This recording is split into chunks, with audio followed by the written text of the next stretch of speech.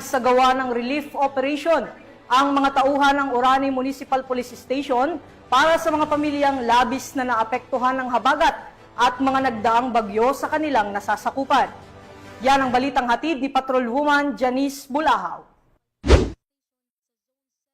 Bilang bahagi ng pagpapatuloy ng serbisyong pampubliko at pakikiisa sa nalalapit na State of the Nation Address ni Pangulong Ferdinand Marcos Jr., nagsagawa ng pamamahagi ng relief goods ang mga tauhan ng Orani Municipal Police Station sa Barangay Silahis, Orani, Bataan noong Hulyo 27, 2025. Pinangunahan ang aktibidad ni Police Colonel Marites A. Salvadora, Provincial Director ng Bataan, kasama ang hepe ng Orani Municipal Police Station na si Police Major Patrick Carlo Balcanao.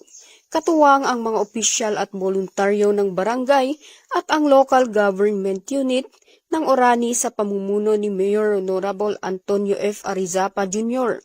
Nabigyan ng tulong ang kabuuang 103 individual na naapektuhan ng southwest monsoon at ng mga bagyong Krising, Dante at Emong.